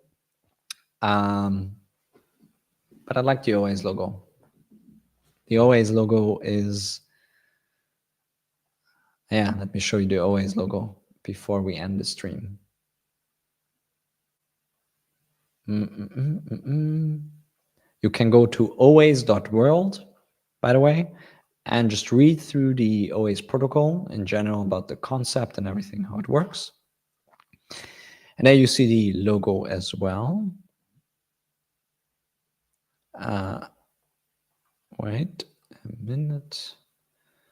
Yeah. When you stream, you sometimes show off some things that you don't want to show, which was just my background. But yeah, so always.world, again, if you want to check out this great, cool experimental token that LiquidHEX holders will get. And this is the logo. Yeah, it's a nice yellow. It's like Oasis. It's like Oasis, but it's shorter. Sounds nice.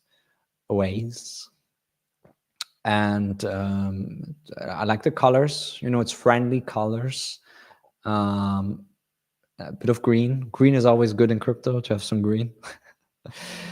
And you know, it is this thing like an oasis in the middle of the desert.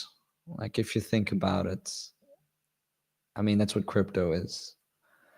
It's like a desert, like all the tokens that died, and you're looking and going down and never come back.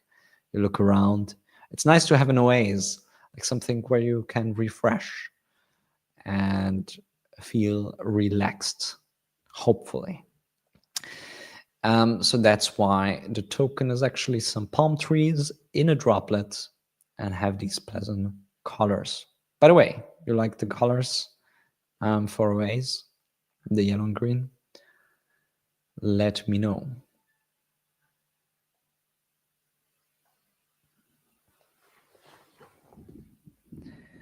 But yeah, I had really a lot of fun. And I think, as I mentioned before, I'm going to do more streams, but more streams, of course, to look at Hex stats and maybe discuss some crypto stuff along the way. And have some other people on, like I'm going to continue that podcast series that I started where we had this first episode with Crispy and Max. That was a wonderful episode. You can check it out on my YouTube. And yeah, should continue to do that, invite some other people every now and then. And because we're like, if we're like entering the real bull of like Hex and Pulse Chain, then it will be just a lot of fun to just come back and talk about other things that are happening and talk about Hex statistics, look at them live. And I know you love those things, so I want to do that more. So with that, it was a pleasure to show off what I was working on, because it's just me and being in my head, and I want to see what you think. So go into those chat rooms, like on t.me, t.me/OAS token. Let me just, yeah, let me just also send it here in the chat. Or there's obviously the LiquidHEX channel, which is t.me LiquidHEX. I mean t.me/LiquidHEX. So both of them I will share. Where is the? I'm searching for the sharing button. You know what? I just write it.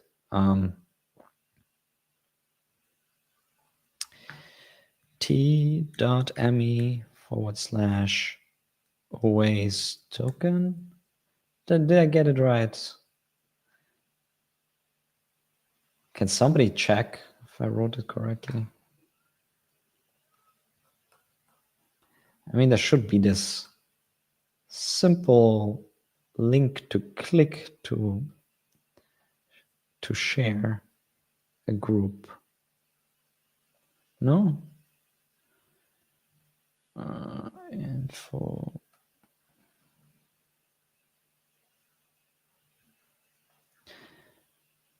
Can somebody confirm me if the link works? And any questions still up? If not, we're gonna, yeah, t.me always token is correct. I just verified. And t.me LiquidHEX to discuss all things about LiquidHEX and about the upcoming liquidity bonding with OAs. So there you go, the second link. Thank you for the nice applause comment there. And you will be obviously able to, watch this whole stream, watch it from the beginning with all of the cool stats, all of the cool things of how LiquidHEX evolved, what happened over the first year. It was kind of like, yeah, quite low. We're quite small market cap, but more than 300 Spartans are holding, best holders in the world. Shout out to all the hex takers, to LiquidHEX holders, and everybody who loves DeFi, and all the pulse chain people. I just love you all. All right. See you next time.